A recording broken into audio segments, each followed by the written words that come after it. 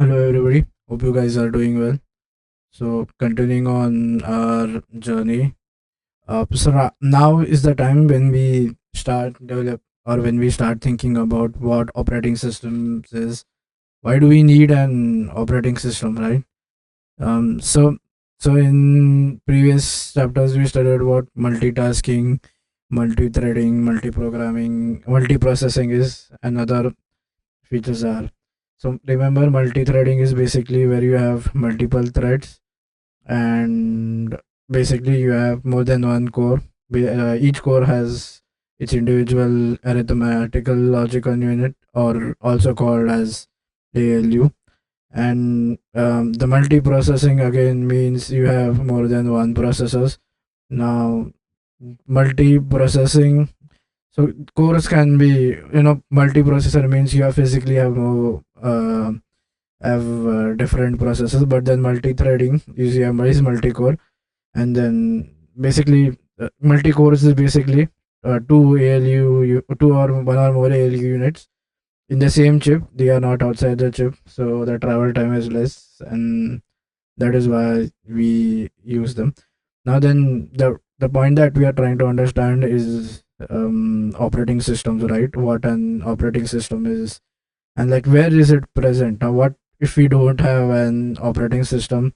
Like what are the features of an operating feature of an operating system? So remember, if there is no operating system, then there is no abstraction between the hardware software. So right now consider this thing as, so it kind of acts as an interface between the software, which is basically the applications, right? So if there is no operating system running, then there is no graphical user interface, right? So there is nothing to click. There is nothing to like. You don't have any icons, any applications running on the screen. So one of them is basically no graphical user, right? If there is no graphical user interface, then there is no abstraction, right? The software which we run can directly access the hardware, which you don't want, because the problem here that comes is security, right? Your data, for example, all the passwords that you store, it's stored in the cache, right? Cache ultimately is a space that is present in the memory. So what if someone has direct access to it?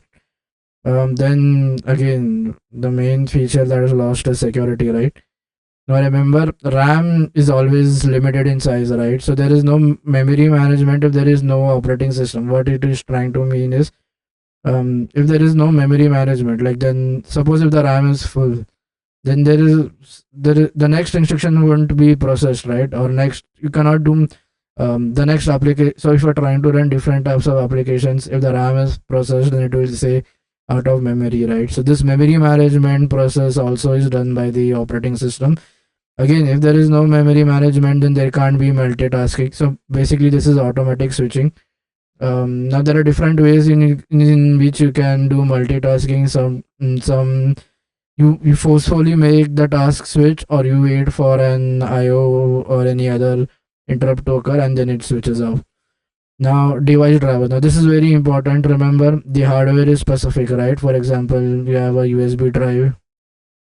Now what you want to connect that USB to, what suppose if you want to do ADC, right? Analog to digital conversion, right? Suppose you have a device that does that ADC. So if there is no operating system, then first you need to configure that ADC and initialize it. And I'll always you need, and also you need to initialize the processor, right? Both of them have to be initialized. So when there is an operating system, what this device drivers do is, there is no need for you to initialize the ADC. It will be, the ADC is taken care of by the operating system. Now this is basically, this is something, right? Nice, right? The device drivers are present. Now these drivers are already taking care of how to initialize the peripherals like USB or even a printer.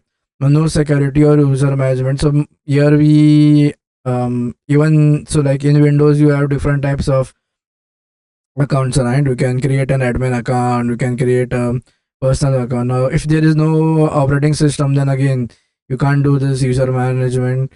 Error handling is basically, suppose if something goes wrong, again there is no way to handle that, right? If there is no operating system, for example, if you go out of memory, here you can handle it by using an operating system saying, or do termination by some mechanism. But then if there is no, then there is no way, and also there is no standardization. Now this, in if you're referring to a book called as Galvin, which has operating system. Now here the way it is mentioned is what are the services of operating system. So you can see services of the operating system are basically, kind of, um, it's nothing but the features that the OS offers for us. um,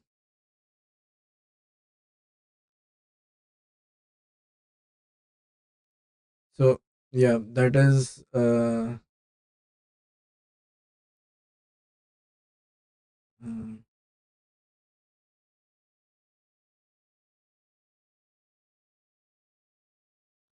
yeah, so then we something called as operating system features, right?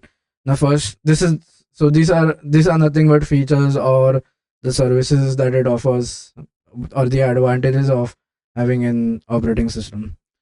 Now let's see some, like, now the question that here comes is, now we have different types of things, right? One, you have, there is different scenarios in which you need an operating system. So has the operating system to be hardware independent or hardware dependent? Now this is like a very this is a very common question that we ask. Now remember, it cannot be entirely independent, but it will be the goal for us is to achieve as much as independence as possible, right? We don't want this operating system, so that, for example, now Windows, if you consider a Windows operating system, now even if the hardware changes, for example, you have Intel i5 or Intel i6, I remember the operating system will always remain the same, right? Because it is designed to work on this architecture, and then they keep on adding packages and drivers, right? So the mm, it's you can say, now there are different types. That one is a general purpose. If it's a general purpose operating system, then it is designed in a way that it has to be independent of the hardware. So the general purpose operating system like this, which is Windows, will work independence of the hardware. However, suppose if it's a real time, for example, you have a flight monitoring system, right? So there we always talk about real time operating systems. Then we have something called as multi-user operating system. Then is a single user, single task operating system. Then we have single user multitasking operating system. Then we have Unix operating system. So again, if it's a GP or a general purpose operating system, then there are more very much chances, very much uh, um there are, it is more in percentage that will work on independent of the hardware. But then there are certain uh, yeah, these are basically, again, these are general purpose. Why general purpose is basically they can do a variety of tasks, right? For example, in a computer we are doing a lot of things. You're doing, for example, you can do networking, you can do security, you're sending in requests. Windows, macOS, Linux, all this comes into GPUs. Now remember, these general purpose operating system are independent and are used for personal computers. They can also use for enterprises and servers, used for education, gaming. The advantage is they can is basically independent of hardware, right? They have a broad hardware support. Now, if it's a real time, then it will be like specifically defined for that. If it's a single user, it will be a single user. If it's a multi-user, again, depending on how and how you are using the operating system, then that is what we mean to say. Now remember the way. Now let's study some important terms that we need. Is now something is basically so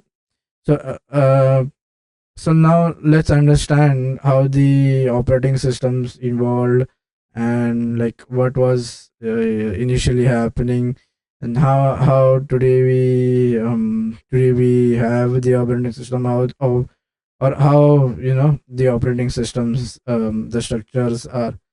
Okay, so now let us study something called as operating system structure. Now this is now remember, so the this is also an operating system. It's a very independent operating system. Here it's a very a small form of an operating system. And the problem here it is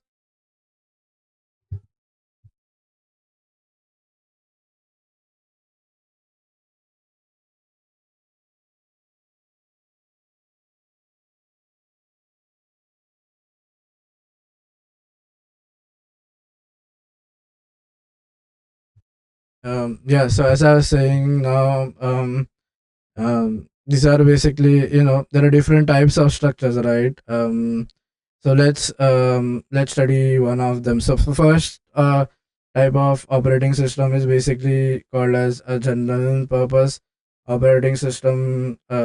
Sorry. Um, Now let's study how the development of operating systems occurred. And so from the above, we say that operating system kind of acts as an interface, right? So if you want to ask um, for hardware access, then you do access. First go to the operating system, and then you can access the hardware. Now this is how it was supposed to be. Now this is the first. This is a simple OS structure. Now remember in this, so now this is the first operating system that was developed. This is basically MS-DOS. A simple structures are not of very defined. It's very small and limited. Interface levels and functionality is also not that great. Now these types of operating systems causes the entire system to crash if in one of the user program fails. So the way the application works is the user program kind of gives requests to resident system programs, and then you go to this MS-DOS drivers, because this is basically the operating system. Now remember this kernel. There is no differentiation, right? The application program can still bypass can still bypass the OS, and then again we don't want. So whenever we see this ROM bias, this is basically our hardware, right? So we don't want this hardware access to happen. It is easy for kernel. There is no. It's very complicated. No clear boundaries, and there is no data hiding, right? I mean, the application program has still access. So the goal of operating system is not yet achieved here. The so this type of structure is based on MS-DOS system. Now let's see the second type of operating system structure that we have is basically a monolithic kernel. Now a monolithic structure is basically um, now here is something where things are going to change. So now what we do is remember the drawbacks of um, the drawbacks of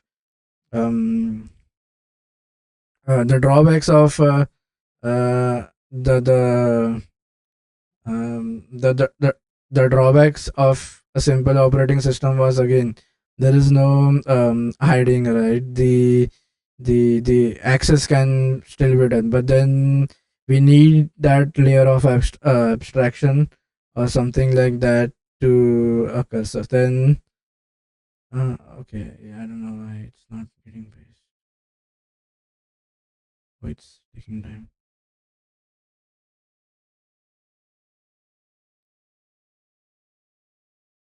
Yeah, so this is basically when we say we are dealing with monolithic kernel operating system. So now we have two types of modes, right? The user mode and the privileged and the unprivileged mode. Now, the thing is,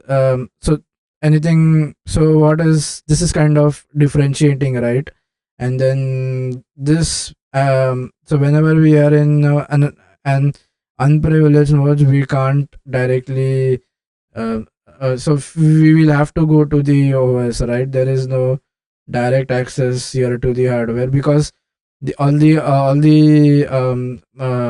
features of the operating system are present in something called as a kernel. Now let's see what a kernel is, and like what is the advantage of having a kernel around. Okay, let's see.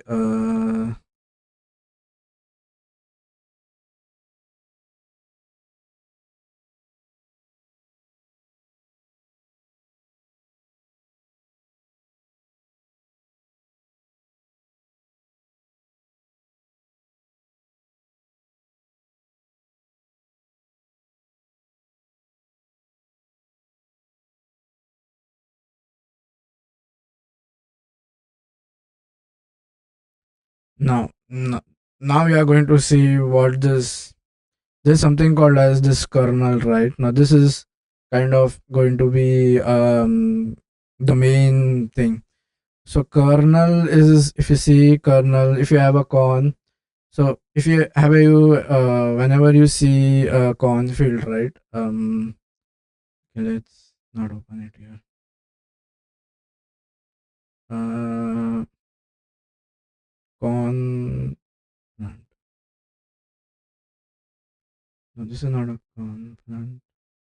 Yeah. So this is when you, or even if you have a wheat, you say.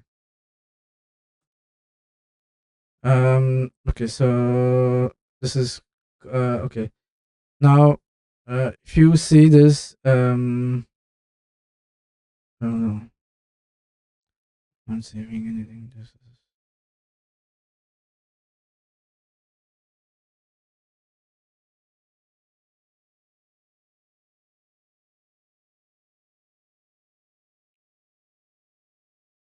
okay. So this is a corn plant, right? The innermost portion is, or this one is basically called as the kernel, right?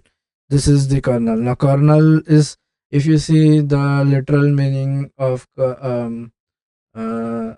is basically something which is so kernel basically the most essential or the most vital part. Now these all is not the important, right? I mean, this is just leaf, right? We are not going to have the kernel. So the inside of the central, or the central part of anything, is something what we call as the kernel.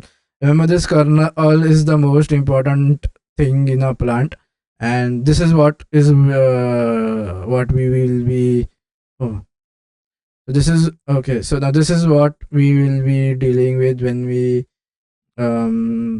say uh, so if we see it in this way, the meaning of kernel is basically the central or the most important part. So remember, whenever you want to have corn, you are going to have the inner one, right? This is what you really care about.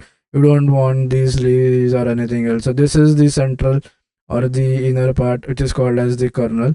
So in similar way, the this is the heart. In operating systems, we say this is the central part. Where the user and the hardware, they meet. So this meeting is possible because, or the central part. So this is basically, it's called as kernel because it's the central part of the operating system. Now when we uh, so now what is so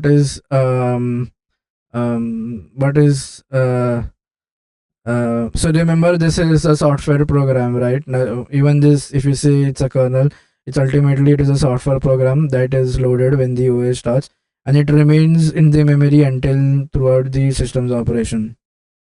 Again, key functions we have already study, right? Now let's see what's the advantages of having this privileged and unprivileged mode.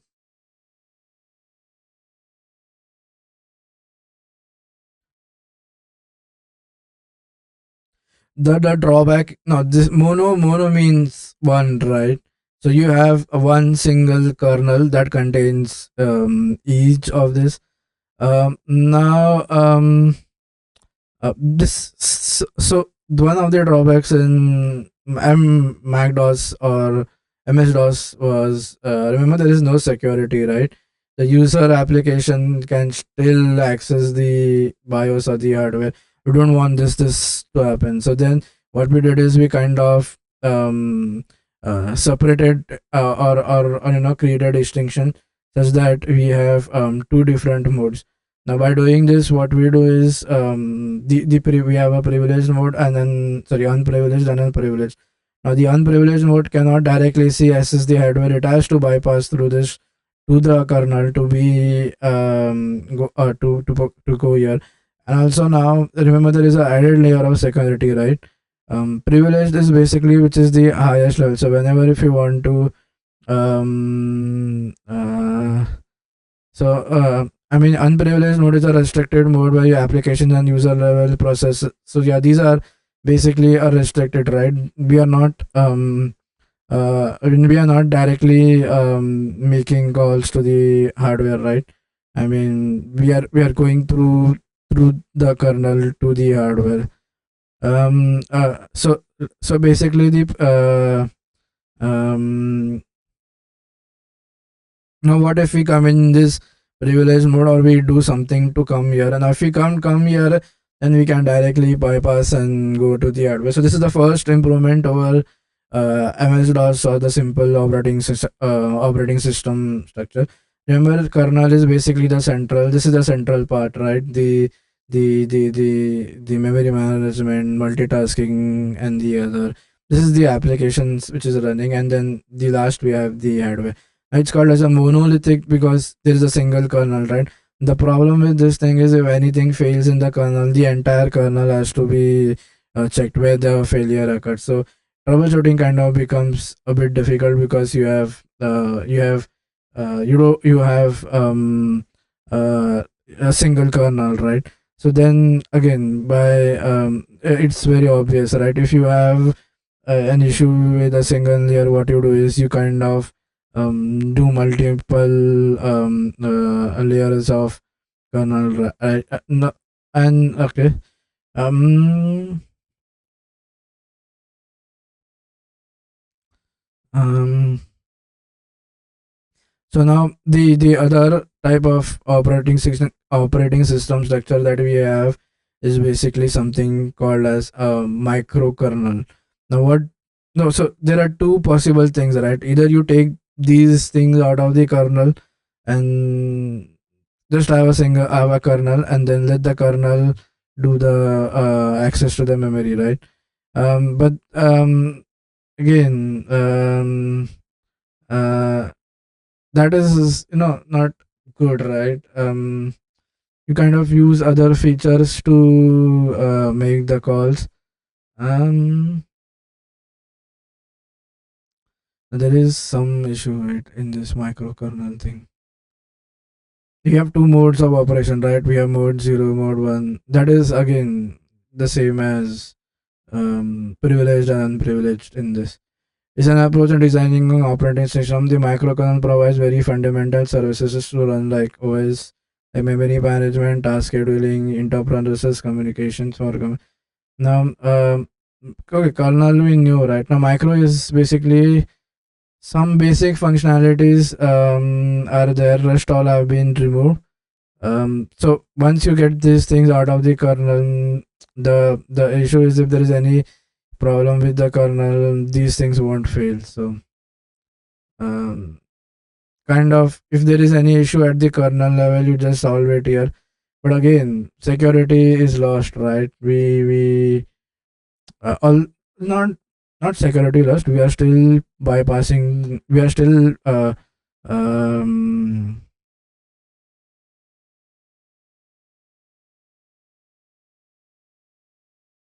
So he's saying, I mean, development of these cores kind of becomes difficult. We'll see that later on why that issue is. Now it's where this is this now this is very useful in embedded systems and other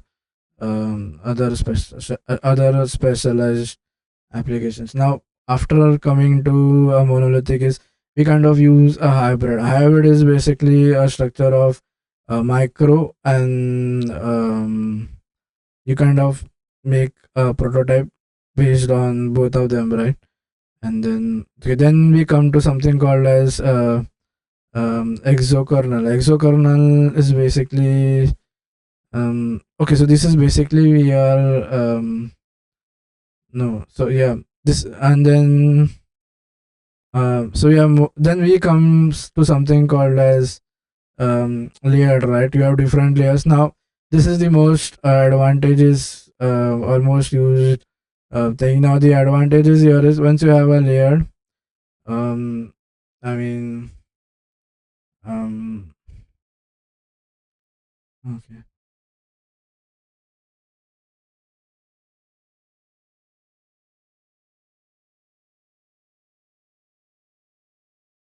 So yeah, the outer, I don't know whether it has let's refresh it.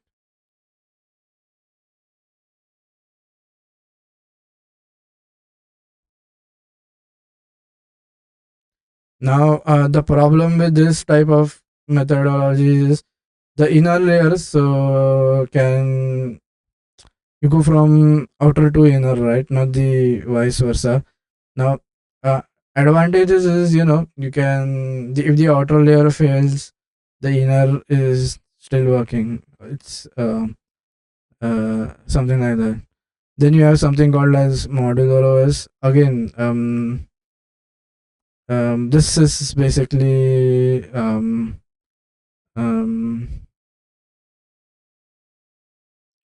yeah. So this we can any layer implementation will not affect the other, right? There is no single kernel present here, right? So that issue is resolved. We can you can update this, you can update this, you can update this, you can update this. So that is what the problem that you were facing, right? If you have to update one, then you have to update all. um yeah, so this is basically a general introduction to what are the different types of kernel and why we need it. We'll see them individually when we go in detail in further. Yeah, that's all for this one. See you guys in the next lecture. Till that time, take care. Bye bye.